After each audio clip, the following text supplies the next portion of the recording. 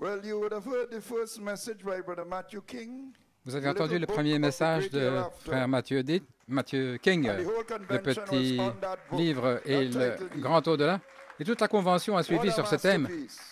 Le titre de propriété, quel chef-d'œuvre. Il a mis les talons très hauts pour le reste de la convention. Il a expliqué la vision des cavaliers anglais et l'a rendu très clair pourquoi nous devions venir au Cap de Bonne-Espérance pour achever la piste. Quelquefois avant la réunion, le Seigneur a apporté dans mon esprit cette écriture d'Apocalypse 19. Le prophète nous a enseigné une vision doit être scripturaire. Ça ne peut pas être quelque chose de contraire aux Écritures. Alors, où cette vision s'accorde-t-elle dans les Écritures? Apocalypse 19. Voici un cheval blanc et celui qui était assis dessus s'appelait fidèle et véritable. Et il juge avec justice et fait la guerre. Ses yeux comme une flamme de feu, et sur sa tête, plusieurs couronnes. Il avait un nom écrit que personne ne connaissait, si ce n'est lui-même. Il était vêtu d'un vêtement teint de sang, et son nom est appelé la parole de Dieu. Et les armées dans le ciel le suivaient sur des chevaux blancs, revêtus de fin lin, blanc et pur, et de sa bouche sortait une épée aiguë avec laquelle frapper les nations, et il les gouvernera avec une verge de fer, foulant la cuve de la colère du Dieu Tout-Puissant, roi des rois et seigneur des seigneurs. Son nom est appelé la parole de Dieu, et le Saint-Esprit chevauche la parole en vous pour conduire jusqu'à la destination. Donc le Saint-Esprit est le cavalier au cheval blanc qui vous chevauche jusque dans la résurrection, et c'est la manifestation du Fils de l'homme en vous. Dieu devenant matériel en vous. Maintenant, souvenez-vous, nous avons vu qu'il est appelé le Fils de l'homme parce qu'il vient par l'agence de l'homme. Pas né sexuellement, mais par la parole parlée. C'est une nouvelle naissance en vous qui manifeste la révélation du Fils de l'homme. Ça doit être dans la chair pour être le Fils de l'homme. La parole faite chair. Il est devenu l'un de nous afin que nous soyons lui. Frère Tim Smith avait dit quelque chose de remarquable dans le message que nous avons passé récemment, avant l'Afrique du Sud. Il nous a rappelé que la manne cachée, dont il est question d'Apocalypse 22, 17, n'a pas été donnée à tout le monde, mais à des leaders spéciaux dans le corps, transmis à d'autres pour les nourrir, comme le prophète l'a dit. Donc clairement, le prophète et l'apôtre correspondent à cela. Je crois aussi que frère Blewett est qualifié pour cette position. Gloire.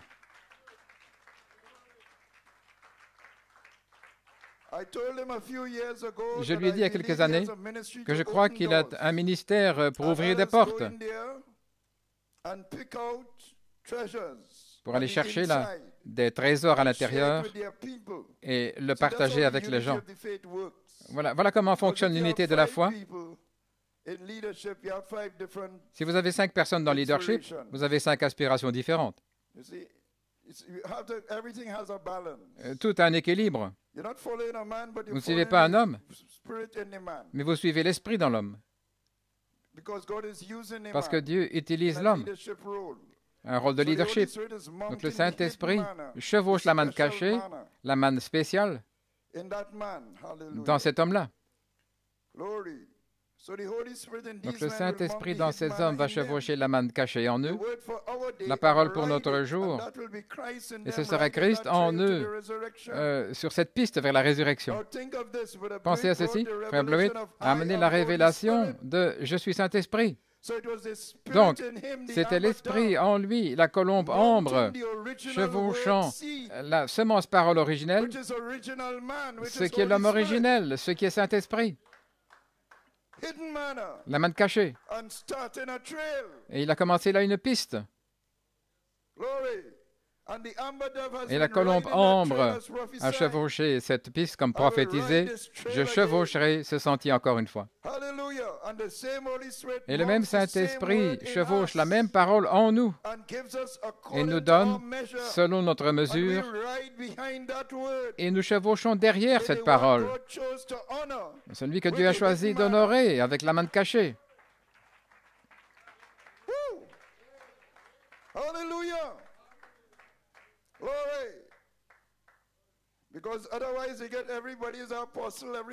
Sinon, tout le monde est apôtre, tout le monde est prophète, tout le monde est ceci, et la femme est le pasteur. Frère Samson a donné un témoignage où il place le ministère de Frère Blewett il y a quelque temps, si vous vous souvenez, sur le rôle d'Esther. C'est l'image avec l'histoire d'Esther. Le roi voulait honorer Mardoché parce que Mardoché avait sauvé le roi d'une tentative d'assassinat. Et le roi était troublé dans son rêve parce qu'on n'avait pas rendu l'honneur. Donc il a dit, amenez-moi les chroniques et voir ce qui est arrivé. C'est quelque chose que je manque. Et quand il a lu les chroniques, il a vu que Mardoché lui avait sauvé la vie. Il était déterminé à honorer Mardoché. Il a demandé à son homme droit, à Haman, que devrait-on faire à cet homme que le roi veut honorer? Et Haman lui a dit, il pensait que c'était lui. Haman a dit, eh bien, qu'on amène le cheval du roi et qu'il le chevauche, et qu'on mette le manteau du roi sur lui, qu'il parcourt la cité. Je ne sais pas, je ne me souviens pas si c'était la couronne qui était impliquée, mais qu'il parcourt la ville en proclamant « C'est ainsi qu'on fait à l'homme que le roi veut honorer, le cheval du roi. » Ici, dans Apocalypse 19, nous suivons le Seigneur des Seigneurs, le roi des rois.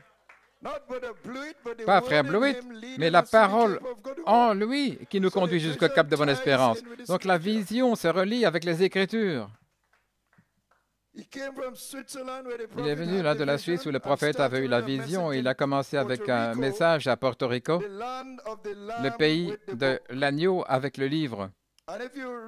Et si vous voyez le symbole, là, à Porto Rico, c'est un agneau sur un livre, et il y a un drapeau avec une croix rouge. Et cette croix rouge, c'est le drapeau anglais, parce que maintenant, le drapeau britannique a plusieurs couleurs, rouge, bleu, blanc, n'est-ce pas? Mais ça commence, tout ça c'est pour l'Irlande, l'Écosse, le Pays de Galles et l'Angleterre. Ce sont ces couleurs-là. Mais le drapeau anglais lui-même, c'est la croix rouge.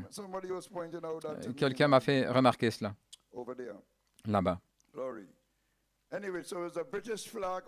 Le drapeau anglais. Donc, ça se termine avec le livre.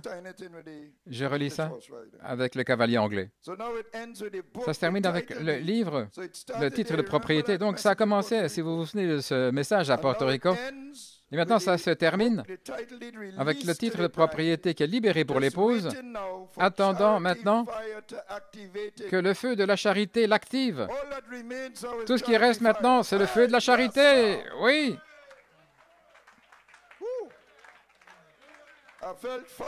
Oh, j'ai senti le feu là-dessus.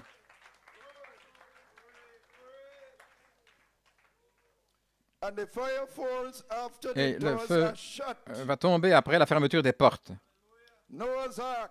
L'arche de Noé. Dieu a fermé la porte. Et ils ont commencé là contre l'arche parce que la pluie n'est pas tombée tout de suite. Mais après 7 jours, la pluie a commencé à tomber. Alors ils voulaient courir dans l'arche. Donc la pluie tombe après la fermeture des portes. C'est aussi dans la continuité avec la vision prophétique du 7e sceau et les 3 grandes saisons là qui sont exposées dans la vision. Nous sommes au bout de la piste. C'est le temps du feu de la charité. Croyez-vous que le feu de la charité va tomber? Eh bien, tenons-nous debout et allons dans nos Écritures.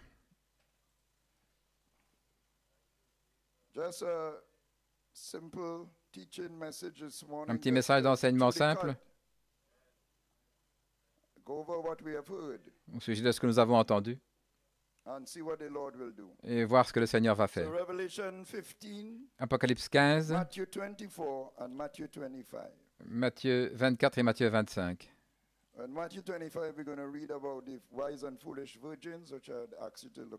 Nous allons voir aussi les vierges sages, les vierges folles. Et Apocalypse, en fait, c'est Apocalypse 16, verset 15. Et Matthieu 24 à partir du verset 42 à 44. Donc, Frère Nanton dit Apocalypse 15, mais en fait, il va lire Apocalypse 16, verset 15. Voici, je viens comme un voleur. Heureux celui qui veille et qui garde ses vêtements, afin qu'il ne marche pas nu et qu'on ne voit pas sa honte. Matthieu 24.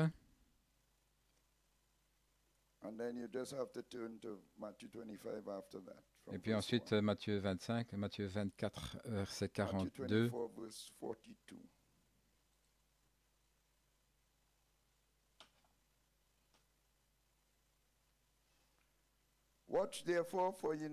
Veillez donc, puisque vous ne savez pas quel jour votre Seigneur viendra. Sachez-le bien, si le maître de la maison savait à quelle veille de la nuit le voleur, pas le jour ou l'heure, mais la veille, nous sommes dans la 7e veille, il aurait veillé et il ne laisserait pas percer sa maison. C'est pourquoi vous aussi soyez prêts, car c'est à l'heure où vous ne pensez pas que le Fils de l'homme viendra. Matthieu 25. Alors le royaume des cieux sera semblable à 10 vierges qui, en pris leur lampe, allèrent à la rencontre de l'époux. 5 d'entre elles étaient folles et 5 sages. Les folles, en prenant leur lampe, ne prirent point d'huile avec elles. Regardez ce que les Écritures disent. Vous avez des lampes qui étaient allumées, mais elles n'avaient pas pris d'huile avec leurs lampes. Mais les sages prirent avec leurs lampes de l'huile dans des vases. Et ces vases, c'est comme un récipient avec de l'huile supplémentaire avec leurs lampes. Donc, les folles avaient pris leur lampe avec de l'huile, mais pas de vase avec de l'huile, tandis que les sages avaient pris de l'huile en plus dans des vases. Comme l'époux tardait, tous s'assoupirent et s'endormirent. Au milieu de la nuit, on cria, « Voici l'époux allé à sa rencontre. » Et le voleur vient, là, dans l'obscurité de la nuit, de profondes ténèbres sur les gens. Allez à sa rencontre, alors toutes ces vierges se réveillèrent et préparèrent leurs lampes. Les folles dirent aux sages, « Donnez-nous de votre huile, car nos lampes s'éteignent. » Les sages répondirent, « Elles n'avaient pas l'huile supplémentaire, les mystères cachés. Elles n'avaient pas le petit livre. Elles n'avaient pas le titre libre. Elle n'avait pas la manifestation de la révélation du Fils de l'homme. » Et les sages répondirent, « Non, il n'y en aurait pas assez pour nous et pour vous, mais allez plutôt chez ceux qui en vendent et achetez-en pour vous. » Ça, ce sont des membres de l'épouse qui parlent, pas simplement le quintuple. Autrement dit, allez écouter ce que dit le quintuple ministère. Retournez dans les bandes et croyez ce qu'ils disent. Et ce sera la monnaie pour vous pour acheter l'huile. Et pendant qu'elles allaient en acheter, l'époux arriva. Celles qui étaient prêtes entrèrent avec lui dans la salle des mariages, parce que les noces sont arrivées et sa femme serait préparée. Et la porte fut fermée. Et puis, Frère Coleman dit, la porte est fermée, et puis la pluie tombe. Le feu de la charité tombera, là, comme au jour de Noé. Plus tard, les autres vierges vinrent en disant, « Seigneur, Seigneur, ouvre-nous. » Mais il répondit, « Je vous le dis en vérité, je ne vous connais pas. Veillez donc, puisque vous ne savez ni le jour ni l'heure, là où le Fils de l'homme viendra. » Et il vient dans l'épouse Oméga. Courbons la tête, prions. Père Céleste, nous sommes à ton service ce matin. Sont-on conduits de parler à ton peuple? Ô Père béni, prends les paroles, oins-les, Seigneur, et qu'elles aillent où tu veux. Fortifie les cœurs de tes enfants et ton chemin parfait, Seigneur. Ôte-moi complètement du chemin et parle de bouche à oreille avec ton peuple ce matin. Nous prions dans le nom de Jésus. Amen. Mon titre?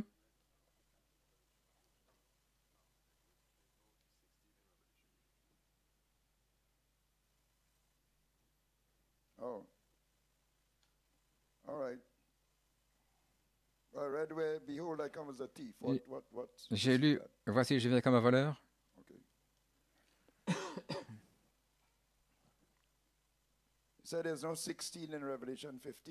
Il dit qu'il n'y a pas de verset 16, Apocalypse 16. Quel verset est-ce que c'est? 14. Ah, c'est chapitre 16, verset 15. Moi, j'ai lu, il faut changer juste ça. Donc, c'est chapitre 16, verset 15. 16, 15. Très bien. Mon titre, c'est « La venue du Fils de l'homme comme un voleur dans l'épouse Oméga ». Et mon sujet, la réclamation de l'épouse par un titre libre, clair. Témoignage concernant le message de l'Afrique du Sud que le Seigneur m'a fait prêcher. J'avais prêché de la venue du Seigneur. Et j'ai senti prendre cette inspiration en Afrique du Sud. Tout ça basé sur le Fils de l'homme. Puis j'ai entendu Frère Blewett disant qu'il avait une inspiration sur le livre de vie. Et j'ai vu là où je pourrais relier mon inspiration avec le titre de propriété. J'aurais pu dire, eh bien, je vais continuer avec le Fils de l'homme, mais avec mon respect envers Frère Blewett et son inspiration, j'ai dit non, je dois arriver là dans ce livre d'une manière ou l'autre. Et je remercie Dieu de l'avoir fait, parce que c'est ce qui m'a conduit à expérimenter une audace que je n'ai jamais eue dans mon ministère auparavant, de dire que le titre de propriété est à vous. Voyez-vous comment vous suivez le Saint-Esprit envers qui Dieu utilise d'une manière particulière, combien c'est important de rester avec le prophète, l'apostolique et avec le quintuple d'une manière particulière. Et alors Dieu honore cela parce que vous vous gardez en ordre. Gloire à Dieu. Une intensité d'audace que je n'ai jamais... C'est comme si je voulais dire, moi, Ronald Nanton, je vous dis que votre titre est libre, validé, mais j'ai retenu Ronald Nanton parce que ce n'est pas mon nom dans le livre. Le Saint-Esprit était tellement, pourrait-on dire, dans ma chair, que c'était personnifié. Donc le septième sceau est un sceau de réclamation.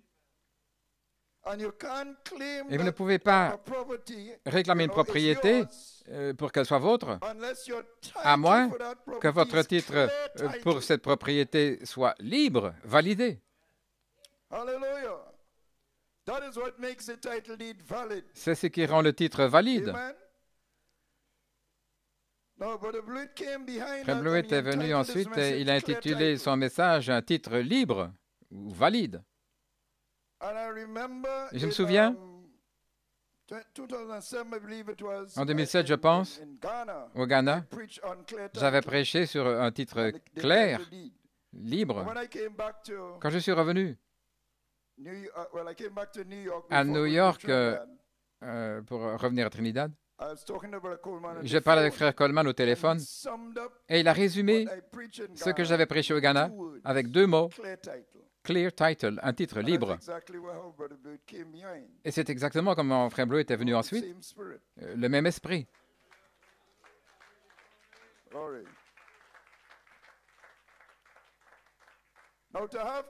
Maintenant, pour avoir un titre libre, on cherche dans toute la propriété, dans toute l'histoire de cette propriété, s'il n'y a rien d'illégal.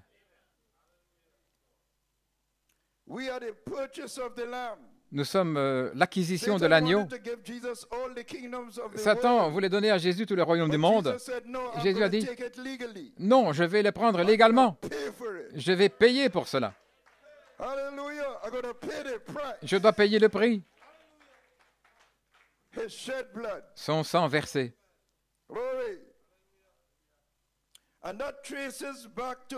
Et ça retrace jusqu'avant le commencement, où l'agneau a été immolé avant la fondation du monde.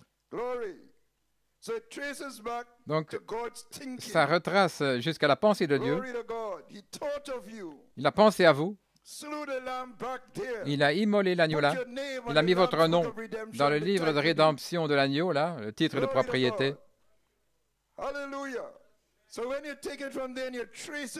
Et en partant de là, vous retracez, vous avez Hébreux 11, comment les femmes avaient leur bébé arraché de leur ventre. Tout cela à cause d'une meilleure résurrection. Ils résistaient à l'ennemi.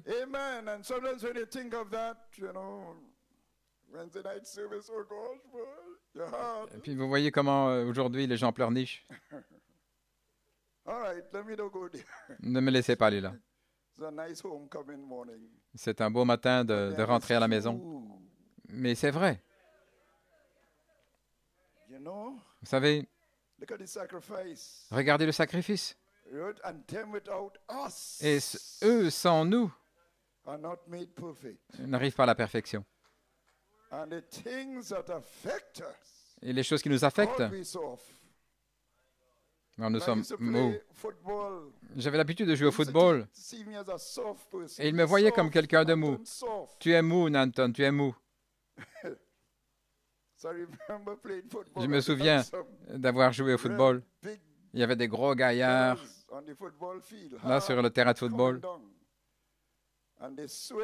Et ils juraient venir contre moi. Ils vont faire voler Nanton dans les airs. Et la première chose qui est arrivée, eux étaient par terre et moi j'avais le ballon.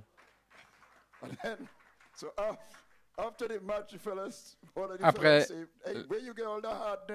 le match, ils ont dit, mais d'où tiens-tu toute cette dureté, mon gars?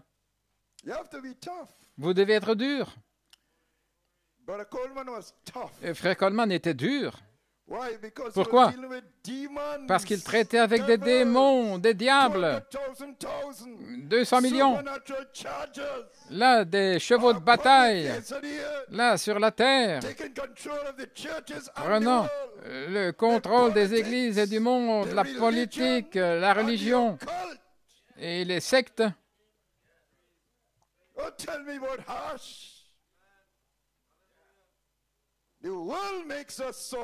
C'est le monde qui nous ramollit.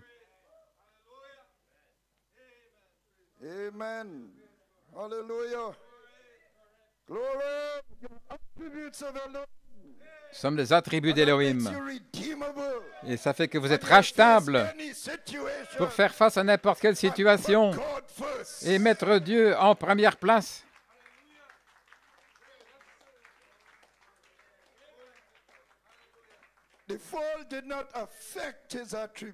La chute n'a pas affecté ses attributs, même dans un corps hybride. Frère Tim Smith a parlé de l'âme comme l'attribut de Dieu en vous, l'âme. Et le cavalier chevauche cette parole logos dans votre âme parce que vous faites partie de lui. L'Esprit chevauche cette parole et vous chevauche vers votre glorification. L'Esprit suit le sang, la parole, tout le long du chemin, depuis le livre de la rédemption. Et ça apporte cette parole à travers des messagers dans chaque âge. Quand vous avez reçu la parole pour votre âge, cela prouve que vous êtes rachetable. Ça purifie, ça nettoie votre titre. Là, si ce n'est le corps, jusque maintenant. Votre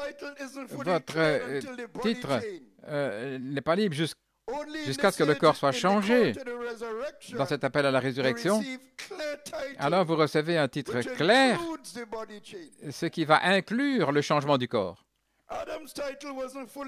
Le titre d'Adam n'était pas complètement libre. Il n'avait pas atteint le corps glorifié. Jésus, oui. Et quand il est ressuscité, nous sommes ressuscités. Alléluia. Et le temps est venu pour que l'épouse soit glorifiée, pour recevoir un titre clair, libre. Et elle l'a reçu. Gloire à Dieu. Ça veut dire que vous recevez le petit livre, le titre de propriété.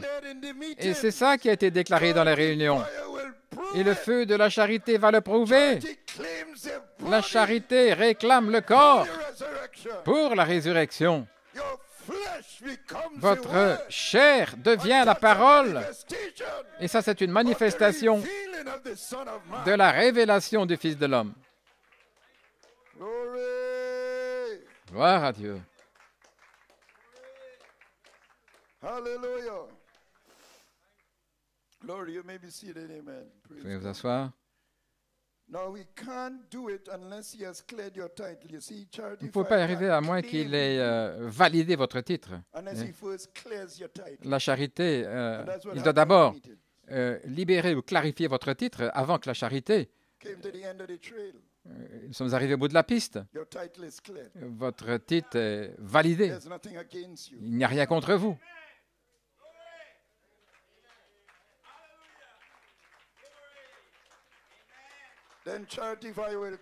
Alors, le feu de la charité va réclamer ces noms qui sont là sur ce livre.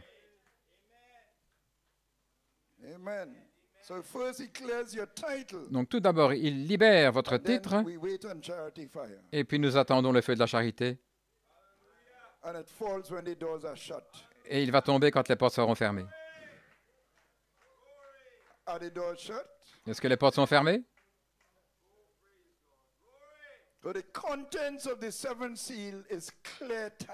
Le contenu du septième sceau, c'est le titre clair. Le septième sceau, c'est un sceau de réclamation. Alors le contenu du septième sceau libère votre titre. Il va vous réclamer. Il ne peut pas vous réclamer si votre titre n'est pas validé.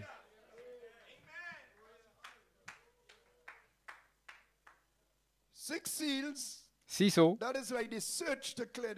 c'est comme la recherche pour clarifier, libérer le titre. Ça fait partie de cette recherche. Les 4 premiers sceaux en particulier concernent l'Église et les 2 autres sceaux, ce sont les Juifs. Prenons les 4 premiers sceaux. Là où l'Antéchrist, lui, il fait une proclamation sur l'Église. Le prophète dit, quelqu'un peut venir réclamer votre propriété et vous défier. Donc, si vous faites une recherche, vous pouvez prouver que votre propriété est correcte, vous avez un titre correct. Et c'est ce que l'Antéchrist a fait dans les âges de l'Église. Et Jésus a payé le prix. Et le Fils de l'homme était dans l'Église alpha. Amen. Hallelujah.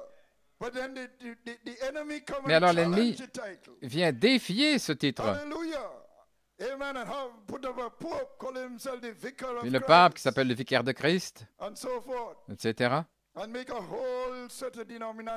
Et toutes sortes de folies de dénominations dans la sphère humaine, défiant le titre de Christ. Et c'est là où viennent ces sceaux. L'Antéchrist qui fait une réclamation sur l'Église. Et elle est là. Voilà, ça c'est l'Église alpha. Mais l'adversaire vient pour défier cette proclamation. Mais le prophète dit que c'est un squatteur. Et que ce qu'il proclame, c'est faux. Et que l'Église se termine finalement pauvre, misérable, aveugle et nu. Sans même le savoir. Un mauvais titre. Mais l'épouse était caché là avec un titre clair, libre, sous le septième sceau.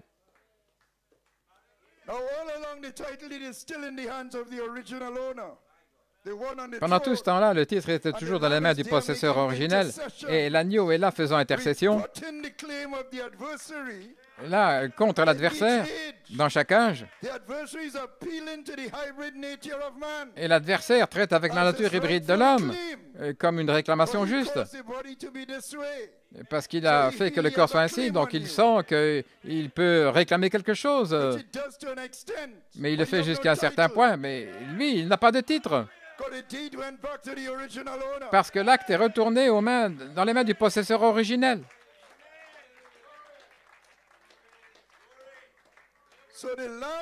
Donc l'agneau, maintenant, parle aux attributs d'Élohim dans la chair hybride, parce que l'attribut, c'est l'âme qui n'est pas touchée par la chute. Là, les noms se trouvent sous le titre de propriété et ils se dévoilent comme étant le mystère du livre partiellement dans chaque âge. C'est comme un testament qui est homologué et ça remonte jusqu'à sa pensée. Parce que le septième sceau fut brisé pour le prophète en 1963. Ça a libéré un titre clair, comme la révélation du Fils de l'homme, la nouvelle terre, le nouveau pays. Parce que le Fils de l'homme, maintenant, lui possède le titre pour le transmettre à l'épouse en 3 volets. Romains 8, car ceux qu'il a préconnus dans sa pensée, il les a aussi prédestinés à être conformes à l'image de son Fils, afin qu'il soit le premier-né parmi plusieurs frères, le Fils de l'homme. Et ceux qu'il a prédestinés, il les a aussi appelés. Comment? Par les mystères cachés, sous le septième sceau, le sceau de réclamation. Et ceux qu'il a appelés, il les a aussi justifiés. N'avaient jamais péché pour commencer. Et ceux qu'il a justifiés, il les a aussi glorifiés. Un titre clair.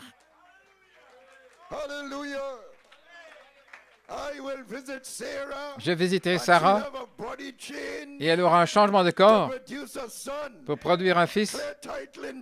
Un titre clair, validé, en type. Gloire à Dieu. En recevant cette parole, ça prouve que vous êtes vierge par rapport à la parole, parce que la proclamation dénominationnelle n'a jamais fait prise sur vous, frère Nash.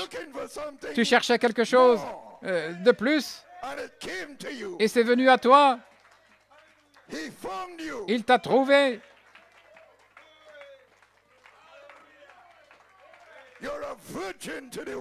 Tu es vierge par rapport à la parole.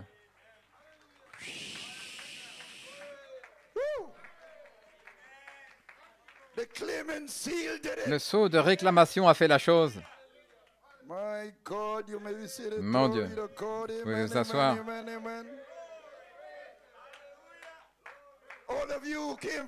Vous tous qui venez de différentes dénominations, cet esprit dénominationnel n'a jamais pris racine. L'attribut en vous a été gardé vierge pour cette parole-ci.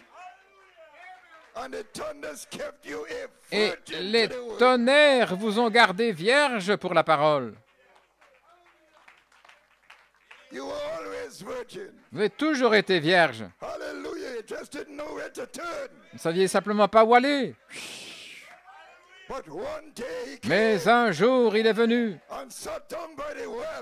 Et il s'est assis près du puits. Et il a dit, c'est moi. Et vous avez laissé votre cruche et vous avez couru dans la ville. Venez voir un homme qui m'a dit toutes choses. N'est-ce pas le Christ? N'est-ce pas le Fils de l'homme? N'est-ce pas le message de l'heure? Est-ce que ce ne sont pas les 7 tonnerres sous le 7e sceau?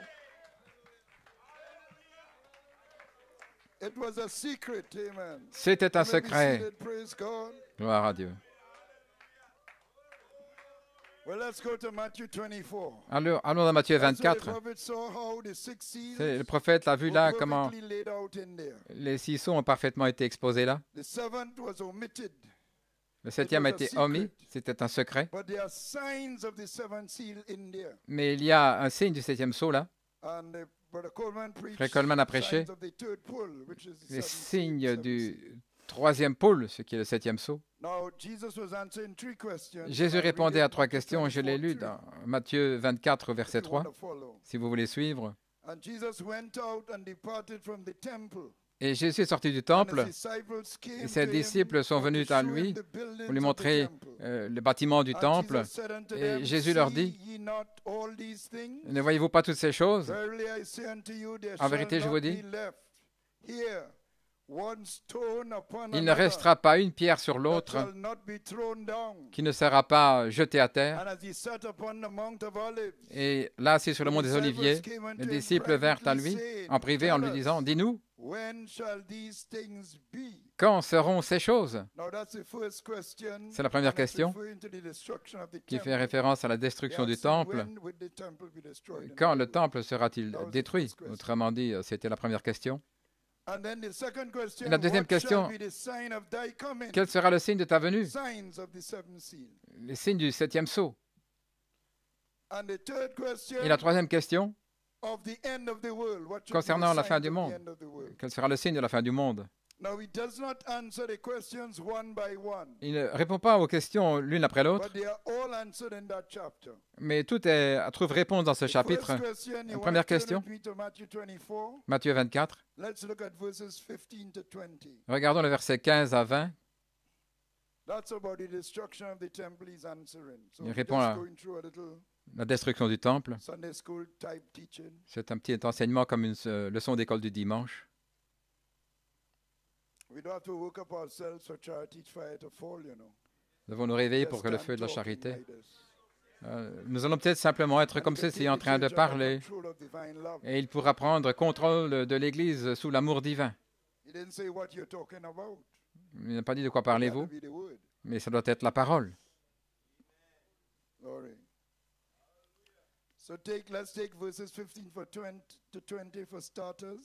Commençons avec le verset 15. C'est là où il répond à la première question au sujet de la destruction du temple. Quand vous verrez l'abomination de la désolation dont a parlé le prophète Daniel établi dans le lieu saint, que celui qui lit comprenne, et que ceux qui sont en Judée fuient dans les montagnes, que celui qui sera sur le toit ne descende pas pour prendre ce qui est dans sa maison, et que celui qui sera dans les champs ne retourne pas en arrière pour prendre son manteau. Malheur aux femmes qui seront enceintes et à celles qui allaiteront en ce jour-là. Mais priez pour que votre fuite n'arrive pas en hiver, ni un jour de sabbat. Et il traite spécifiquement, là, avec cette question, quand est-ce que ce sera? Cette prophétie est venue lorsque Titus est arrivé et a fait le siège de Jérusalem en 70. L'abomination de la désolation, à ce moment-là, c'était les Romains. Et puis, il y a la mosquée d'Omar, qui est toujours là aujourd'hui. Il dit, priez que votre fuite n'arrive pas en hiver. Et en route vers le calvaire, il a dit, ne pleurez pas pour moi, mais pour vos enfants. S'ils font ces choses au bois vert, ce qui est le printemps, c'était la Pâque, il allait prendre sa croix, là, au dernier souper. Qu'est-ce qu'ils feront lorsque le bois est sec? C'est l'hiver. Il avait pleuré sur Jérusalem. Il a dit, Jérusalem, Jérusalem, toi qui tues les prophètes et qui lapide ceux qui sont envoyés. Combien de fois ai-je voulu rassembler tes enfants comme une poule rassemble ses poussins sous ses ailes, et vous ne l'avez pas voulu. Votre maison vous allez laisser désolé. C'est l'abomination qui rend la chose désolée. Daniel a parlé de la désolation.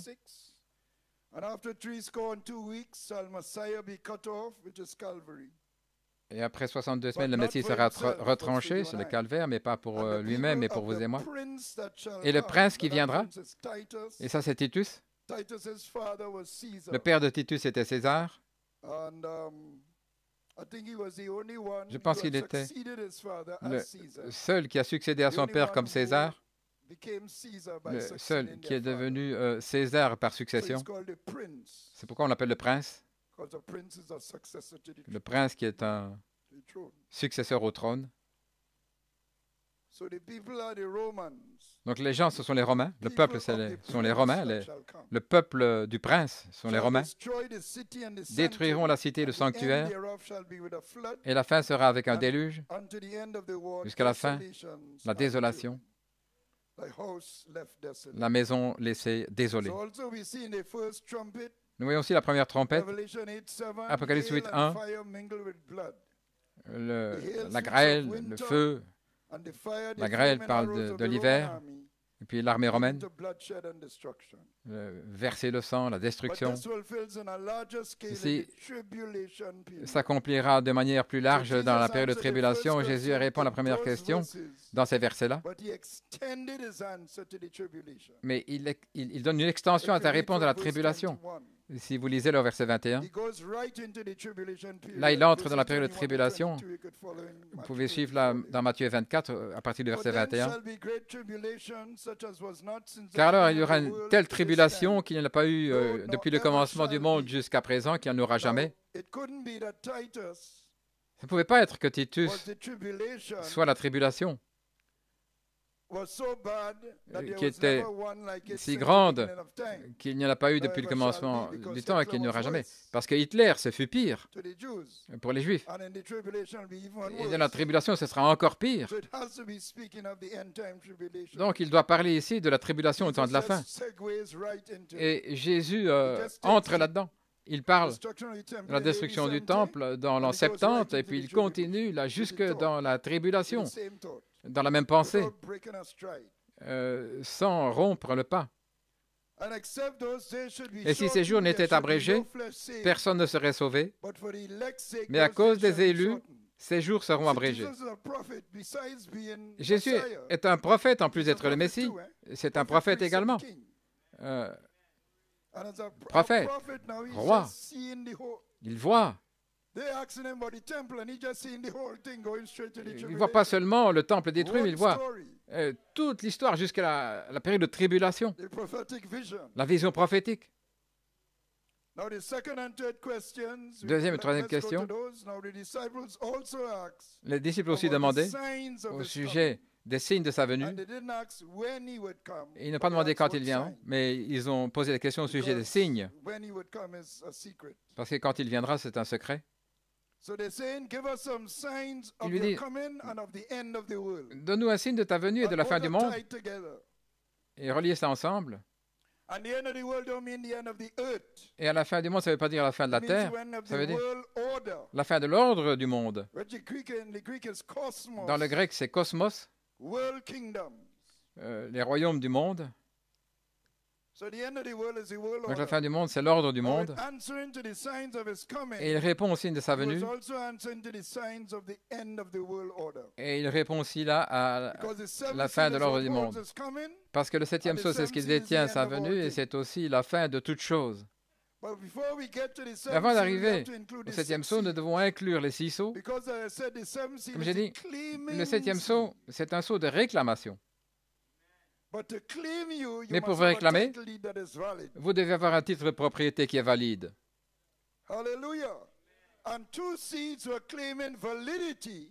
Les véritables semences réclament la validité dans les âges de l'Église. Le prophète dit qu'il y avait 2 semences dans le cadre de l'Église. La fausse et la vraie. Les deux réclament la validité. Et l'Église le réclame partiellement. Mais la fausse semence rejette la chose et ils se tiennent à leur compréhension intellectuelle, avec toute leur théologie et toute leur réclamation intellectuelle. Et ils reçoivent un jugement temporaire à la fin de l'âge. Premier saut. Et voici le plan. La première chose qui se passe, c'est une annonce dans les cieux, premièrement. Un sceau est ouvert. Qu'est-ce que c'est? Un mystère se dévoile. Et quand un mystère se dévoile, alors une trompette retentit qui déclare une guerre. Une plaie s'ensuit et un âge de l'Église s'ouvre.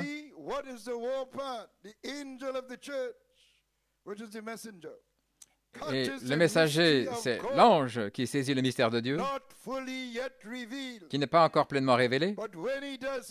Mais à ce moment-là, il saisit ce mystère de Dieu et puis il s'avance vers les gens. Après que le mystère lui a été donné, il va vers les gens. Et qu'est-ce qu'il fait? Qu'est-ce qu'il fait là? Il commence à proclamer ce message et ça commence une guerre spirituelle. Chaque côté proclamant que leur titre est valide. Et puis Dieu reprend son messager et le peuple élu pour ce temps-là et ils s'endorment. L'âme et l'esprit vont vers leur théophanie. Et puis il fait tomber un fléau sur eux pour avoir un jugement temporaire, pour avoir rejeté la vérité. Donc les élus dans chaque âge se nourrissent de l'acte de propriété qui conduit vers un titre clair, validé. Voilà pourquoi eux, ils nous attendent. Nous nous reposons là-dessus. Nous n'avons pas encore le titre clair, validé. C'est pourquoi nous nous dépendons de vous pour que vous l'obteniez. Et cela a été proclamé au Cap de Bonne-Espérance. Alléluia. C'est pourquoi le ciel doit se réjouir.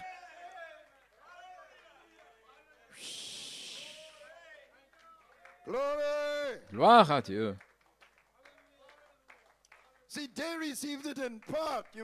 Voyez-vous, ils l'ont reçu partiellement, mais il y avait encore des obstacles sur leur titre. Eux sans nous, nous qui recevons le titre dans sa plénitude, eux n'arrivent pas à la perfection sans nous. Vous avez un titre clair, validé. Vous avez un titre qui est correct et l'autre qui ne l'est pas. Un mauvais titre, ça veut dire qu'il est complètement faux. Un bon titre, votre titre est correct, mais il y a des obstacles qu'on peut traiter, voyez, par des dettes, par exemple, qui subsistent d'un propriétaire précédent, qui ont besoin d'être réglées. C'est un bon titre, mais il n'est pas encore validé avant que les dettes antérieures soient payées, soient réglées. Autrement dit, les saints de l'Ancien Testament, ils ont un bon titre. Ceux qui sont morts sous Hébreux 11, ils avaient un bon titre. Mais à cause de la loi, qui n'amenait personne à la perfection, il y avait des obstacles. C'est pourquoi il n'y avait pas un titre clair, validé. Et dans le Nouveau Testament, les saints du Nouveau Testament, là, faisant face à l'Antéchrist, ils avaient un bon titre, mais à cause des doctrines qu'ils ont pris le long du chemin, tous des points en suspens et des choses qui avaient été, les vérités qui avaient été perdues, et à cause de ça, il y a eu des obstacles. Mais avec l'ouverture du 7e sceau, un titre clair, valide. Le 7e sceau nous fait traverser un processus pour valider le titre. Alléluia. Sans obstacle. Et ça, c'est le petit livre qui retrace l'épouse jusqu'à la pensée d'Élohim. Oh là là, la série d'Élohim. Merci Seigneur pour un apôtre.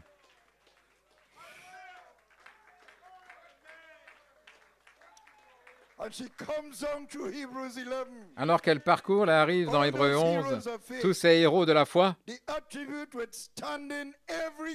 les attributs qui ont résisté à tout, ils ont résisté à l'adversaire. Y a-t-il quelque chose de trop difficile pour le Seigneur? L'attribut n'a jamais été atteint par la chute. Nous avons un titre, nous sommes faibles. Mais nous recevons le même penny, le même denier. Nous sommes arrivés tard. Nous ne travaillons qu'une heure. Comparé à ceux qui ont travaillé dans les champs, dans les âges de l'Église, qui ont donné leur vie dans les arènes. C'est la grâce du Dieu Tout-Puissant. Nous recevons le même denier.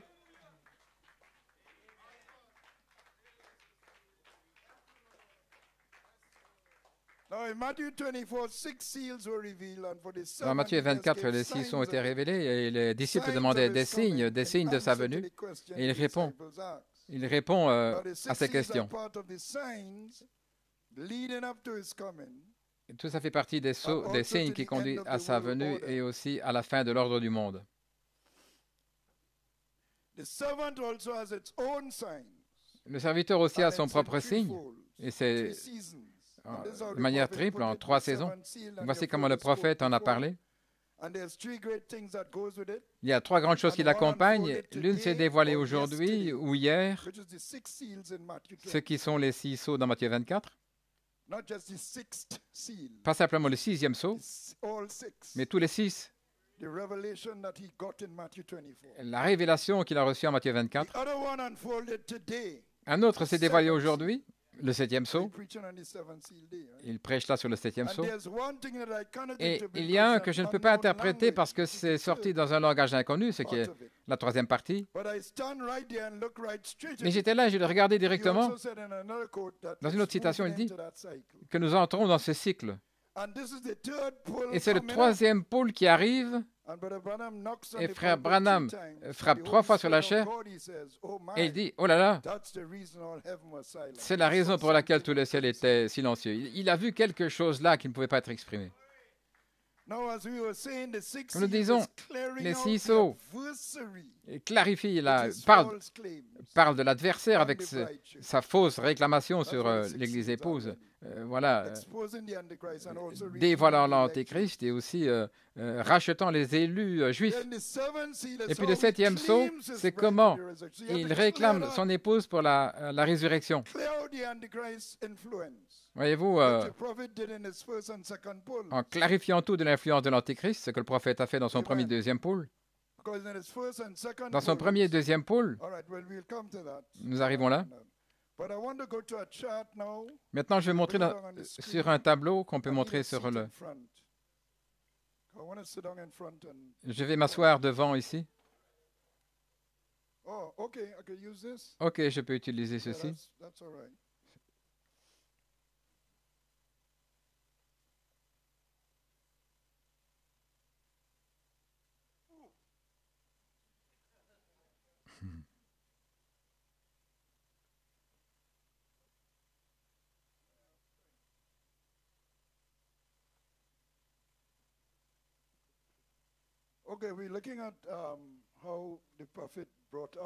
Nous voyons comment le prophète a parlé de la révélation des sceaux dans Matthieu 24. Et numéro 1, c'est le premier sceau. Et j'ai vu lorsque l'agneau ouvrit l'un des sceaux, comme le bruit d'un tonnerre, l'un des 4 animaux disant « Viens et vois ». J'ai vu un cheval blanc. Celui qui était assis dessus avait un arc et une couronne lui fut donnée.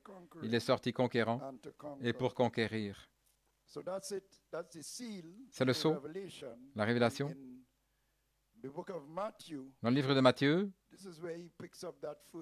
c'est là où il reprend ce premier sceau. Et Jésus répondit, il leur dit, Faites attention que personne ne vous séduise, car beaucoup viendront à mon nom en disant « Je suis le Christ » et ils en séduiront beaucoup. Et ça, c'est le cavalier au cheval blanc qui séduit l'Église. Donc là, il dévoile, donc là dans l'Évangile lui-même, de Christ, il dévoile l'Antéchrist, là pour le faire sortir du chemin, pour que l'épouse reçoive un titre clair. Donc il est déjà question du titre de propriété. Et quand il ouvrit le deuxième sceau, j'entendis le deuxième animal disant « Viens et vois ». Et il est sorti un autre cheval qui était roux, et une puissance lui fut donnée, celui qui était assis, pour ôter la paix de la terre, afin qu'ils se tuent les uns les autres. Il lui fut donné une grande épée. Et dans Matthieu 24, il est dit, vous entendrez parler de guerre et de rumeurs de guerre. Vous voyez que vous ne soyez pas troublés, car ces choses doivent arriver, mais la fin n'est pas encore. Et c'est le cavalier au cheval roux qui a chevauché. Lorsque la papauté, il a reçu le titre d'empereur du Saint-Empire romain. Et il avait l'Église et l'État ensemble.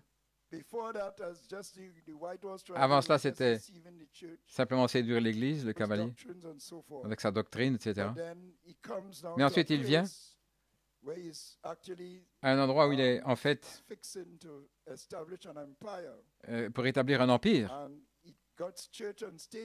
Il a l'État et l'Église ensemble et il tue tous ceux qui ne sont pas d'accord avec sa doctrine. 68 millions. Ce qu'il proclame. C'est enregistré. Là, dans la matériologie romaine, eux-mêmes le reconnaissent.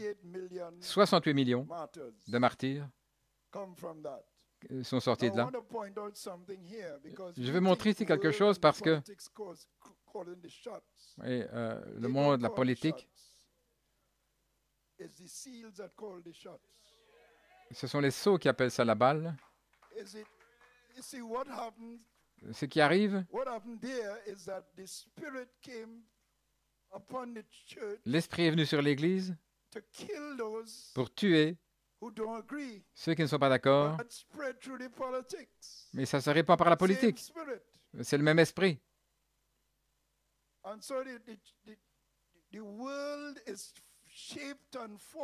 Le monde est formé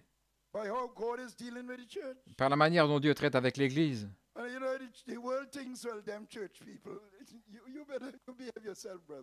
vous voyez les choses du monde qui se passent dans les églises.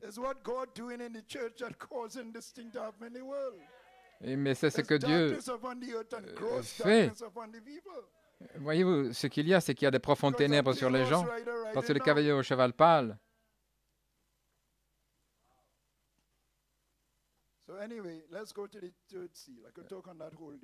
je pourrais parler de ça toute la journée.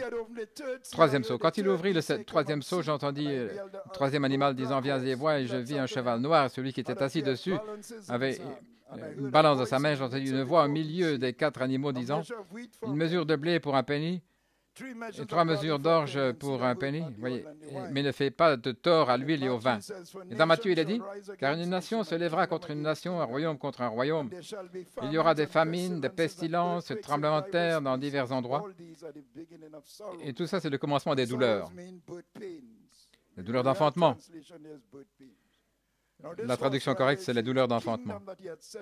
Ce sont les royaumes qu'il avait établis. Et Luther est l'un de ceux qui a résisté à ces royaumes jusqu'à l'âge pentecôtiste. Donc cela parle du temps de la fin, des famines, des pestilences, des tremblements de terre, différents endroits. Tout ça sort du cavalier au cheval noir dans l'Église.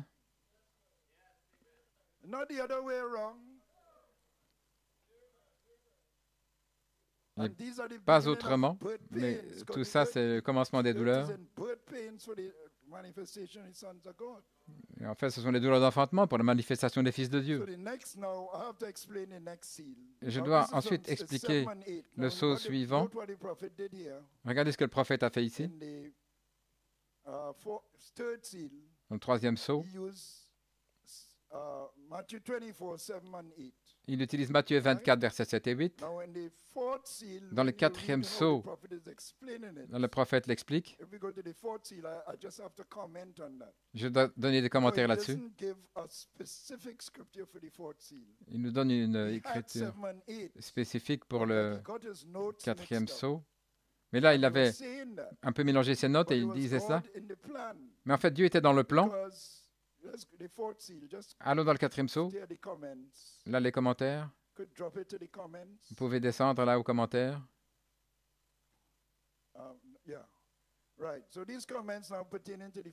Ces commentaires relatifs au quatrième sceau. Le prophète dit, c'est le sceau qui est prédit. Le cavalier au cheval pâle. Il n'a pas mis d'écriture dans Matthieu. Ce qu'il dit, c'est que le sceau est prédit. Il parle de pestilence, de mort. Et vous verrez que la mort vient en fait pleinement dans la période de tribulation. Et nous allons maintenant au 5e et 6e sceau. Il a parlé de cheval pâle. Hitler et Mussolini. Cette persécution a frappé les Juifs. Mais cela, à propos, est-ce que vous pouvez voir à l'arrière? Il a mis l'Église dans un état ecclésiastique, le côté spirituel. Et le Conseil mondial des Églises a été formé en 1948. Le prophète a été envoyé en 1946. À propos, c'est une bonne année pour naître. Et le Conseil mondial des Églises a été formé en 1948. Et c'est là où le cavalier au cheval pâle et le conseil œcuménique est venu juste au moment de la révélation des sceaux. C'est là où le cheval pâle essaie de chevaucher l'Église avec tout cet évangile d'argent et tout le reste. Oubliez ça.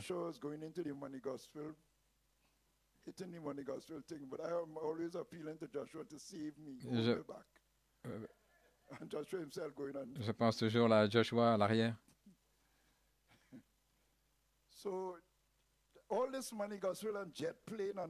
Tout leur argent et les jets privés et tout le reste, mais oubliez ça. Le cheval pâle, oubliez ça. Il chevauche l'Église vers la tribulation. Il n'y a pas d'écriture spécifique qu'il donne là dans Matthieu, parce que c'est une prophétie. Regardons le 5e sceau. Et quand il ouvrit le 5e sceau, je vis sous l'autel les âmes de ceux qui ont été immolés pour la parole de Dieu et pour le témoignage qu'ils ont tenu. C'était les Juifs. Les Juifs ont un témoignage, c'est ce qu'ils ont tenu, mais ils ont été aveuglés. Ils s'écrient avec une voix forte, « Combien de temps, Seigneur, fidèle et véritable, vas-tu juger, venger notre sang, ceux qui demeurent sur la terre ?» Et de robes blanches leur furent données à chacun. Vous voyez, ils appellent à la vengeance. Mais le prophète dit que l'épouse n'appelle pas à la vengeance, mais la miséricorde.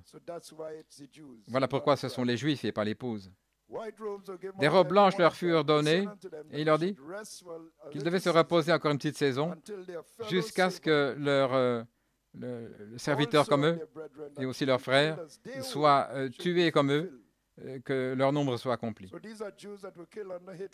Donc ça, c'était les Juifs qui ont été tués sous Hitler et Mussolini au travers des âges également, simplement parce que c'était des Juifs. Mais les 144 000 seront persécutés de la même manière.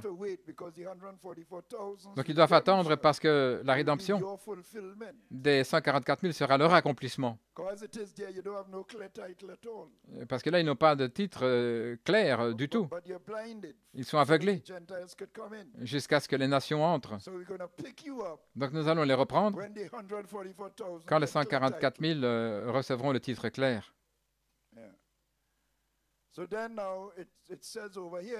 Il est dit là, alors ils vous donneront pour être affligés, ils vous tueront, c'est dans Matthieu, et vous serez haïs par toutes les nations à cause de mon nom. Beaucoup seront offensés et se trahiront les uns les autres, se détesteront les uns les autres, et beaucoup. Regardez ici comment il parle ici. Et beaucoup de faux prophètes se lèveront et en séduiront beaucoup. Et parce que l'iniquité abondera, l'amour de beaucoup se refroidira. Voyez-vous comment est le monde? C'est à cause de cet esprit qui chevauche l'Église. Mais celui qui résistera jusqu'à la fin sera sauvé. Oui, des gens humains dans leur comportement, gentils, aimables, parce que ces choses n'ont pas été libérées jusqu'à ce que les 200 millions de démons soient libérés. Ce fut le cas par Hitler et Mussolini. Et voilà comment cela affecte le monde entier. Et celui qui persévérera jusqu'à la fin sera sauvé. Nous allons dans le 6e sceau maintenant.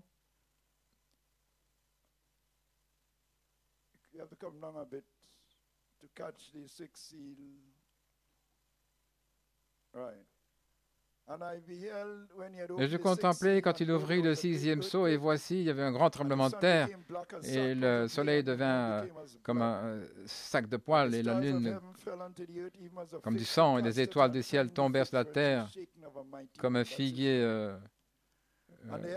jette ses figues, et le ciel fut roulé comme un rouleau. Toutes les montagnes et les îles furent déplacées, et les rois de la terre, et les grands hommes, et les hommes riches, et les capitaines, et les hommes puissants, et tous les esclaves, tous les hommes libres, se cachaient dans les cavernes et les rochers des montagnes. Il dit aux montagnes et aux rochers, il disait, tombez sur nous et cachez-nous de sa face, de celui qui est assis sur le trône, et de la colère de l'agneau.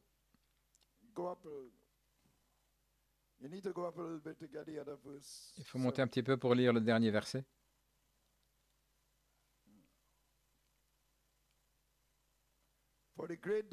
Car le grand jour de sa colère est arrivé, et qui pourra résister? Et puis maintenant Matthieu. Immédiatement après la tribulation de ces jours-là, le soleil s'assombrira, et la lune ne donnera pas sa lumière, les étoiles tomberont du ciel et les puissances des cieux seront ébranlées. Ensuite apparaîtra le signe du Fils de l'homme dans le ciel, et puis toutes les tribus de la terre vont gémir, et vous verrez le Fils de l'homme venir dans les nuées du ciel avec puissance et une grande gloire. Ce sceau dans Matthieu ici, il parle de la troisième venue de Christ. Christ vient pour racheter l'épouse. Il paye le prix sur la croix du Calvaire. Il paye le prix de l'épouse. Puis il va venir pour réclamer l'épouse. C'est la deuxième venue dans laquelle nous sommes maintenant. Et puis il va venir avec l'épouse pour régner sur la terre. Donc cette partie, ensuite apparaîtra le signe du Fils de l'homme. Et toutes les tribus de la terre gémiront, ils verront le Fils de l'homme venir sur les nuées du ciel et avec puissance et une grande gloire. Et il y aura le son de la trompette, la grande trompette. Et puis nous irons dans le 7e sceau.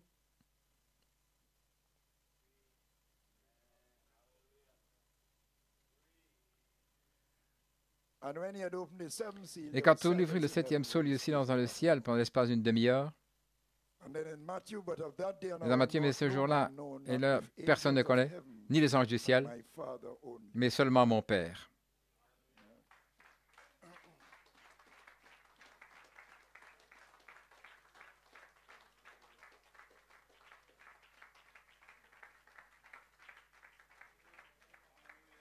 Glory. Hallelujah. Glory to God. Now let's take some of the signs of the seventh seal. Maintenant, parlons des signes du 7e sceau dans Matthieu 24, 14.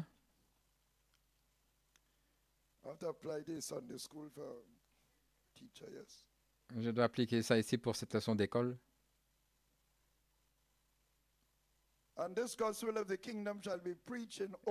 Et cette nouvelle de l'Évangile sera prêchée dans le monde entier pour servir de témoignage à toutes les nations. Alors viendra la fin.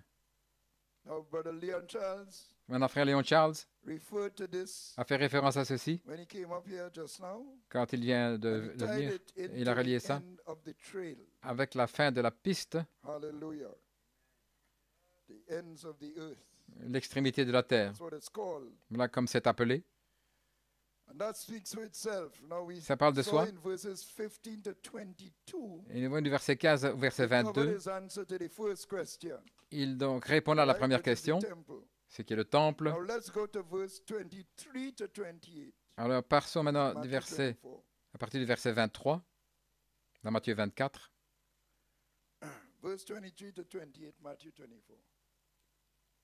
Versets 22 à 28. Si quelqu'un vous dit, le Christ est ici ou il est là, ne le croyez pas, car il s'élèvera de faux Christ. Le prophète a prêché les mois du temps de la fin. Et faux prophètes. Et aujourd'hui, tout le monde dit qu'il est prophète. Et ils laissent leur épouse là comme pasteur, comme j'ai dit.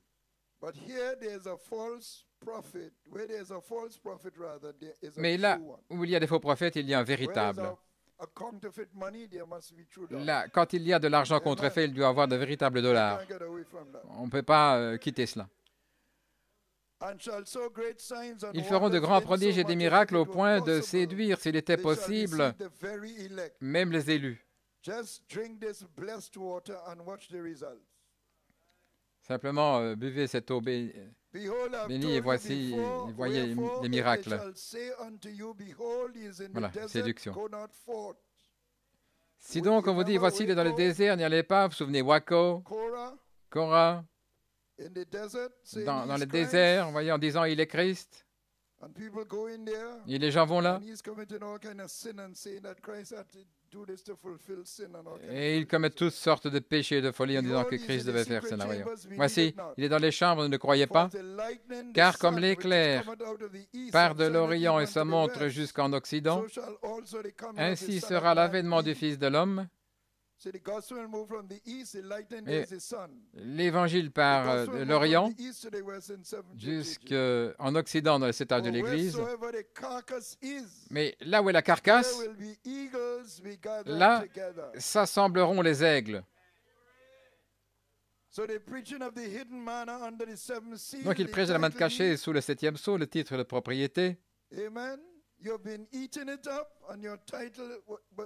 C'est ce que vous avez mangé et votre titre a été validé tout le long du chemin et maintenant ça a été déclaré. Le prophète n'a jamais dit à personne de venir dans le désert avec lui, là, dans le désert de l'Arizona. Il était allé là pour rencontrer Christ et la nuée. Et puis il lui fut dit de retourner à l'est pour le prêcher. Verset 29 parle du 6e sceau et au 31 il parle de la 3e venue de Christ. D'abord il vient pour avoir son épouse et puis réclamer son épouse. Je pense que nous avons parlé de ça au verset 31. Et il enverra ses anges avec la trompette retentissante. Et ils rassembleront ses élus des 4 vents. Et c'est là que retentit la grande trompette du jubilé. Puis il donne d'autres signes. Au verset 32. Oui, nous sommes toujours dans Matthieu 24. Instruisez-vous par une comparaison tirée du figuier. Dès que ses branches deviennent tendres et que les feuilles poussent, vous connaissez que l'été est proche. Israël, qui est devenu une nation en 1948, là, c'est devenu tendre. De même, quand vous verrez toutes ces choses, sachez que le Fils de l'homme est proche, à la porte. J'ai envoyé un prophète en 1946. Et il va relier tous les points suspens. Et alors je viendrai dans la nuée en 63. Quand? lorsque le figuier va produire ses pousses tendre, un signe. Et je fais partie de cette génération. Je suis né en 1946. Le ciel et la terre passeront, et cette génération ne passera pas. Que tout cela n'arrive. Parfois, il parle de sa génération à lui. Mais souvenez-vous qu'il est dans la prophétie, dans une vision prophétique. Oh, j'ai senti le feu là-dessus. Gloire. Le ciel et la terre passeront, mais mes paroles ne passeront point. Pour ce qui est du jour et de l'heure, personne ne le sait, ni les anges des cieux, ni le Fils, mais mon Père seulement. Maintenant, il donne le contexte des signes du temps de la fin. Ce qui arriva du temps de Noé arrivera de même à l'avènement du Fils de l'homme. Car dans les jours qui précédèrent le déluge, les hommes mangeaient et buvaient, se mariaient et mariaient leurs enfants jusqu'au jour où Noé entra dans l'arche. Se doutèrent de rien jusqu'à ce que le déluge vint et les emporta tous. Ce que j'essayais de dire ici, ce n'est pas simplement un enseignement sur le royaume, mais le fait que ces royaumes vont tomber. Ce n'est qu'une seule grande séduction du diable. L'ordre du monde n'est qu'un gros mensonge. Il est le père des mensonges, ce qui est de la tromperie. Donc il envoie une grande tromperie, les carrières, et un statut social, et des beaux vêtements, des bonnes manières. Et tout ce que vous pouvez penser que cet ordre du monde, tout ça, c'est du mensonge.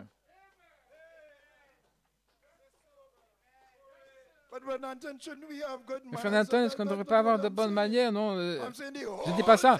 Mais je dis que toute la chose, c'est un piège. Et quand vous êtes pris dans ce mouvement, vous commencez à juger toutes choses par ces classes-là.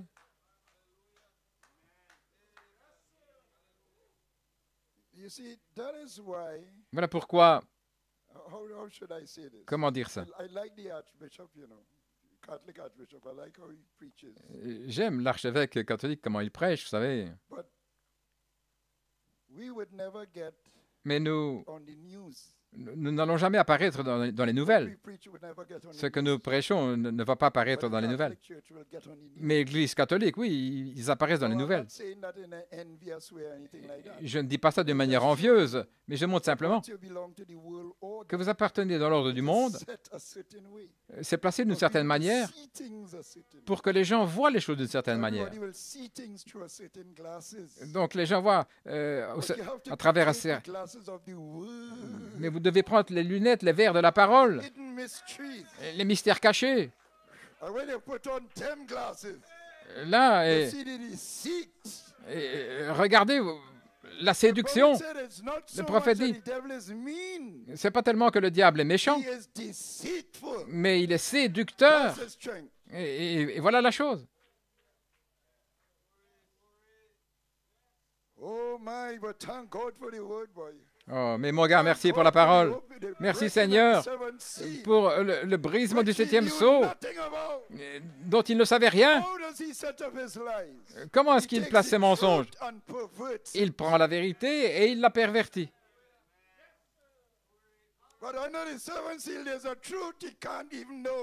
Mais le 7e sceau, c'est une vérité qu'il ne peut pas connaître. C'est pourquoi il ne peut pas la pervertir. Il ne peut pas aimer, il ne peut pas créer.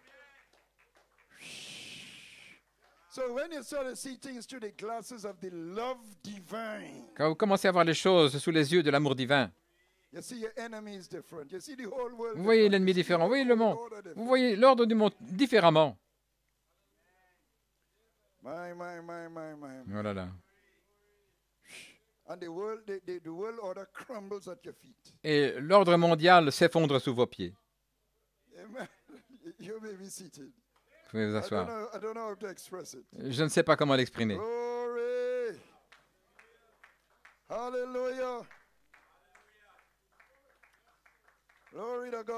Gloire à Dieu. Selon toutes les apparences, vous faites partie de l'ordre mondial. Maison, une voiture, un salaire, vous avez un travail, vous faites toutes ces choses-là.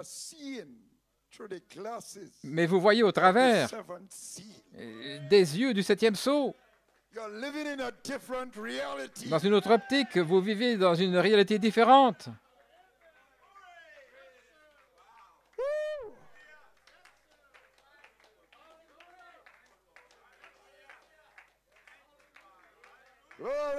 Gloire à Dieu. C'est pourquoi ça brise les liens. Hallelujah. Yes, sir. Glory.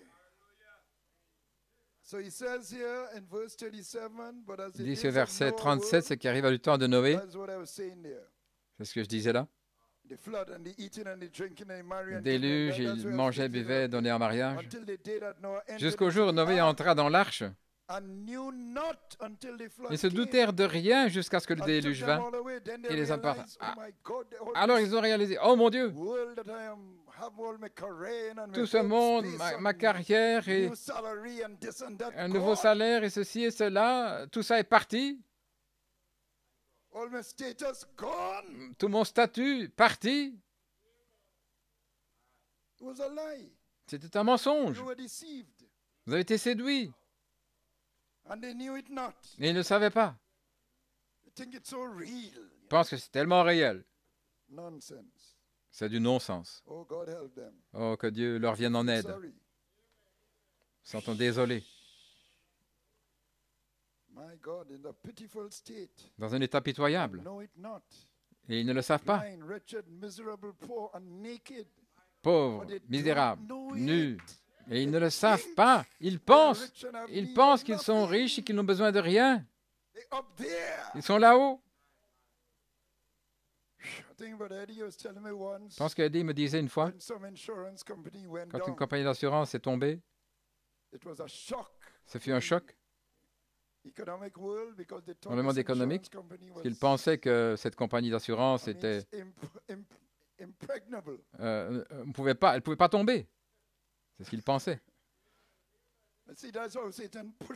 Et voilà comment Satan pousse les choses. Ça semble solide. Oh, si tu peux te saisir de ça, $1 million, mon gars. Et tout ça s'effondre. L'économie. Parti, là, en une nuit. Tout ça est venu avec un déluge pour les emporter. Alors ils se réveillent. Oh Dieu, mais qu'est-ce qui est arrivé? Qu'est-ce que c'est?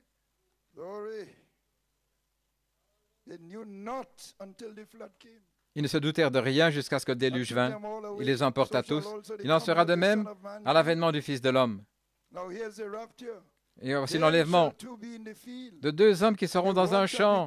L'un sera pris et l'autre laissé. Le corps réclamé pour la résurrection. Quand le monde s'effondre, ils ne sont pas ébranlés. Nous sommes dans un royaume qui ne peut pas être ébranlé.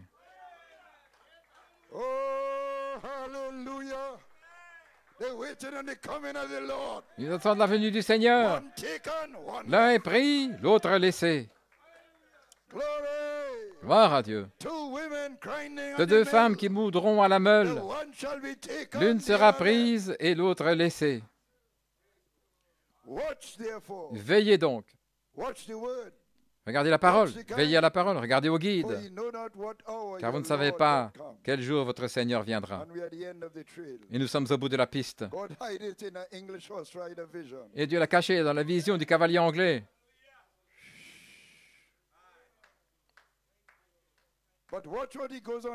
Regardez ce qu'il continue de dire. J'avance bien. Watch what he goes on to say. Regardez ce qu'il dit ensuite. And verse 43. Verset But 43. know this, that Sachez-le if the bien, good man of the house si le maître had de la known what maison watch the savait thief à would quelle come, veille de la nuit le voleur viendrait, he would have watched il veillerait and would not have suffered et ne his house laisserait to be pas broken up. percer sa maison. Now the good man of the house is Maintenant, Christ. le maître de la maison, c'est He said it Christ. in another parable Il a dit dans of une the autre 11 parabole workers. des When ouvriers they de la started 11e to heure. complain about the same penny, Et ceux qui se plaignaient d'avoir they le said même they denier, complain against the good man of the ils house se plaignaient contre le maître de la maison, l'homme bon de la maison, of the same penny. recevant le So même this denier. is a warning to those who claim C'est un to have avertissement the pour good ceux man of the house, qui proclament avoir by l'homme claiming bon to de la have the maison, Holy Ghost, en proclamant avoir le Saint-Esprit. but opening the door to the enemy to break in by not following the guide. Mais sans suivre le guide, il laisse le voleur percer la maison, là, n'étant pas Glory. prévenu là sous le 7e sceau. But the real good man of the house doesn't le let véritable his maître de la house, maison, his bride be defiled. Là, ne laisse pas son épouse He être keeps souillée. a virgin to the word by the thunders. Elle est gardée vierge Glory. par les tonnerres, 'Cause he knows what watch parce qu'il sait dans quelle veille the Lord cometh. le Seigneur viendra. Woo! The good man of the house and the prophet. L'homme bon de la maison, Good le man maître of de the la house maison. and the apostle. L'homme bon, c'est le prophète, c'est Good man of l'apôtre. the house and the L'homme bon de la fivefold. maison, c'est le quintuple. Good man of the L'homme house bon de and la the maison, bride. là, l'épouse. Oh, hallelujah. Glory. My verse 44. Verset 44. Therefore be C'est also pourquoi ready. vous aussi, tenez-vous prêts. The bride makes herself ready by the L'épouse hidden se mysteries prépare par les anointed with mystères charity cachés, fire. là, ce qui est For ouais in avec le such an charité, hour le as feu you de la think charité. not, the Car le Son Fils of de Man l'homme cometh. viendra à l'heure où vous n'y pensez pas. And that's the inspiration that was struck. Et c'est Son l'inspiration of Man dont on a coming parlé. with clear title. Le Fils de l'homme qui vient avec un That's your titre extra clair. oil as a wise virgin. Ça, c'est l'huile supplémentaire que vous You recevez comme une don't vierge want to be sage. counted with the foolish. Vous ne voulez pas être du nombre des folles. Now watch what he says from verse 45. Regardez ce qu'il dit au verset Who 45. then- oh, this one Quel est is donc, et voilà ici mon Who inspiration, then is a faithful and wise qui est servant donc le serviteur fidèle et who his prudent Lord had made que son ruler maître over a his établi household sur to give them sa maison meat in due pour leur season? donner la nourriture en sa saison? So you mean a sign of his coming Donc vous voulez dire qu'un signe de sa is a venue, certain servant of Christ, c'est un certain serviteur de Christ faithful and wise? qui est fidèle et prudent? Glory. Gloire! Blessed is he that Béni blessed is that servant est ce serviteur whom his Lord when he cometh que son maître à son shall arrivée find so doing. trouvera faisant ainsi. Verily I say unto you, En vérité, je vous le he dis, shall make him ruler over all his goods. il établira sur tous ses biens. Okay, now here you see that this OK, maintenant, struck me while I was still in the States. ceci m'a frappé quand j'étais encore assis He là. first comes as ruler d'abord, over the household. Watch Il what vient the word gouverneur says. sur sa maison, regardez ce qu'il dit, Who then is a faithful and wise Qui est le servant fidèle whom his serviteur Lord hath que son made maître ruler over a his household? établi God gouverneur already made him ruler sur over sa his maison, household. sur ses gens. And he went out in two pools. Et il est sorti dans deux poules. What is the household? It's the La people maison, ce sont les gens, of the house. les gens de la maison. All right, because one day that if he was then the next verse says, Au verset "Blessed suivant, il a is dit, that servant." heureux ce serviteur, béni. So he's ruling the household Donc il well. gouverne la maison, les gens. Blessed is that servant whom his Heureux Lord ce when he serviteur que cometh son shall maître à son find arrivée so doing. trouvera faisant ainsi. He's ruler over the household and he's Il gouverne la ruling maison. well. Et il le So the gouverne Lord bien. finds him so doing. Donc le maître le trouve en faisant ainsi. Verily I say unto you, Je vous le dis en vérité, that he shall make him ruler over all il his l'établira sur tous ses biens. goods. So I say, but he's ruler of the Je dis, household mais already. How il est come déjà gouverneur des gens sur la maison. the Lord- he has already been made ruler of the Il a house. déjà été établi sur la maison. Ruling it well. Et il les But gouverne when the bien. Lord come, he's gonna make him ruler over all his goods. Et puis il l'établira sur tous ses biens. So I say, but Mais his goods is part of the household. les biens, ça fait partie de la maison. But then the Lord Mais alors le Seigneur opened it up. m'a ouvert la chose. Ruler over the household. Gouverneur sur sa maison. And then the difference and ruler Et la over the différence avec gouverner sur tous ses biens. goods. What is the difference? Quelle est la différence? Aren't they the same? Ruler over the household is Gouverneur more sur la to do with maison, the people who ce sont make up the household. les gens qui forment la maison. Les biens, c'est tout ce qui tient la maison en vie, comme la nourriture, les vêtements, les besoins quotidiens. C'est la dynamique de la maison. Spirituellement, le prophète est venu tout d'abord en deux pôles. Il gouvernait sur la maison, reliant tous les points en suspens et restaurant les vérités perdues. C'est là, gouverner sur l'ordre de l'Église, la bonne doctrine, la conduite, l'ordre, la doctrine, là, gouverner sur la maison. Et quand le Seigneur vient dans la nuée, en 63, il le trouve en faisant ainsi. Et il fait de lui alors le gouverneur des biens, les mystères cachés sous le 7e sceau. C'est le sang, la vie du sang, là, de la maison. Oh, Jésus. Un titre clair, valide sur tous ses biens. Et il transmet cela aux autres personnes dont il a prophétisé qui viendraient après lui, l'écho apostolique. Mais regardez verset 48, et puis nous allons terminer. Mais si c'est un méchant serviteur qui dit en lui-même, « Mon Seigneur tarde à venir », simplement satisfait en jouant à l'Église et la politique de l'Église, sans suivre l'ange. Mais simplement, il est content, il a la charge de quelque chose. Et qu'il se mette à battre ses compagnons. Et vous, s'emportant contre je suis Saint-Esprit, le mystère caché, voyez-vous. Et s'il mange et boit avec les ivrognes, ceux qui ont rejeté les tonnerres dès le début. Voyez-vous, le vin, c'est un moqueur. Ils se sont moqués des tonnerres. Ils ont appelé les gars des 7 tonnerres. Vous voulez dire aller avec les ivrognes? Le vin est moqueur. Le maître de ce serviteur viendra le jour où il ne s'y attend pas et à l'heure dont il n'est pas conscient. Et il le mettra en pièces. Oh, Dieu sait comment faire les choses. Dieu amène ce serviteur sage, prudent, au travers d'un prophète, d'un apôtre. Et puis, disons-le, dans un membre particulier dans le cadre du ministère, pour commencer.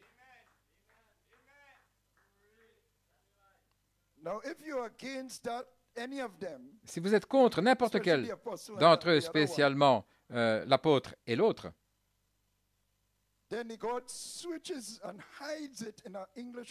alors Dieu cache la chose dans la vision d'un cavalier anglais, mais il délègue déjà cet homme.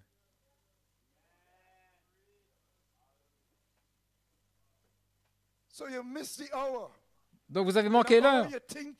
C'est une heure à laquelle vous ne pensez pas. Vous pensez que c'est simplement l'église et tout va bien. Et ils suivent ainsi leur sentier. Et il manque l'urgence du temps. Il le mettra en pièces. Ce sont des paroles fortes, mais c'est la parole. Et il lui donnera sa part avec les hypocrites. C'est là qu'il y aura des pleurs et des grincements dedans. Ils vont passer dans la tribulation comme les vierges folles.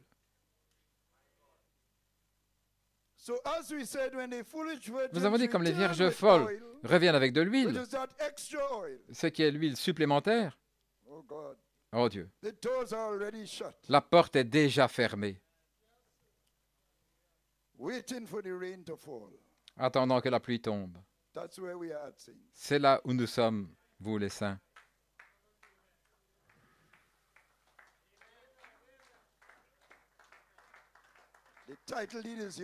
Le titre de propriété est à vous. Vous devez maintenant appeler le feu de la charité. Le prophète dit, c'est ce qui va prendre la manifestation de la révélation du Fils de l'homme. Est-ce que c'est la signification du cap de Bonne-Espérance? Vous verrez l'heure où le Saint-Esprit identifie le petit livre, et beaucoup l'ont déjà entendu, un titre clair. Il est bon de le réentendre, repasser toutes les bandes. Est-ce que la porte est fermée, peut-être encore ouverte pour vos bien-aimés, votre famille? Le feu de la charité, voilà ce qui reste. Nous sommes arrivés au bout de la piste. Père, que le feu tombe. Que Dieu vous bénisse. Assemblée locale, il est bon d'être rentré à la maison.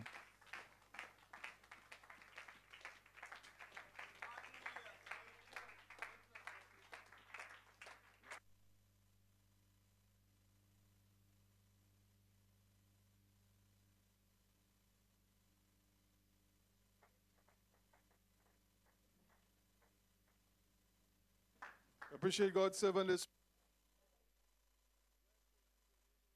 fire, my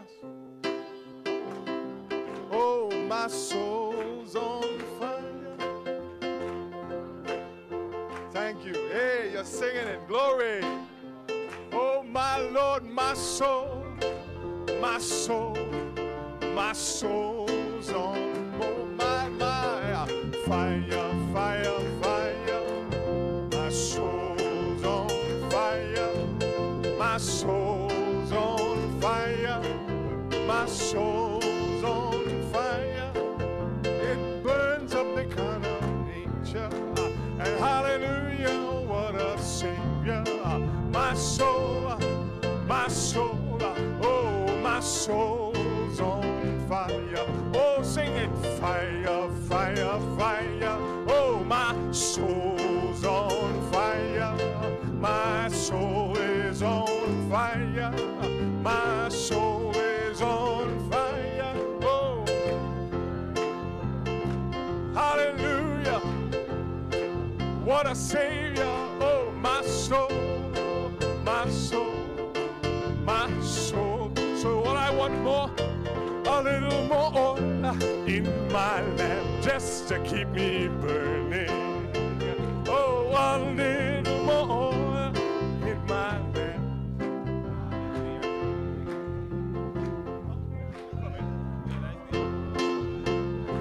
Just keep me burning, burning, burning. Keep me burning till the break of day. Turn around, tell your brother, tell your sister, a little more oil, oh, in my lamp, just keep me burning. Oh, a little more oil in my lamp, I pray. Oh, a little more oil, oh, in my lamp, just keep me burning, burning, burning. Keep me burning till the break of day. Oh, sing, sing, sing, sing, Hosanna. Oh, sing, Hosanna. We'll sing, Hosanna to the King of Kings. We will sing, sing Hosanna. Sing, oh, we'll praise Him. We'll praise Him for the Holy Ghost. For praise precedes the Holy Ghost. A little more oil, a little more oil in my lamp to keep me burning, burning, burning. A little more oil in my lamp. I pray, oh, I pray, a little more oil in my lamp. Lord, keep me burning, keep me burning, keep me burning till the break of day. I will sing Hosanna, sing Hosanna, sing Hosanna. Hosanna to the King of Kings. We will sing. Hosanna, sing. Hosanna, sing. Hosanna to the King. Oh, one more time. Little more oil. More oil.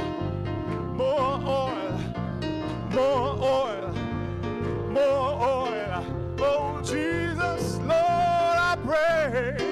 Oh, I pray a little more oil in my lamp to keep me burning, burning, burning, to keep me burning. Oh, one more time. Sing, sing. Hosanna, we sing. We sing Hosanna, sing Hosanna to the King of Kings.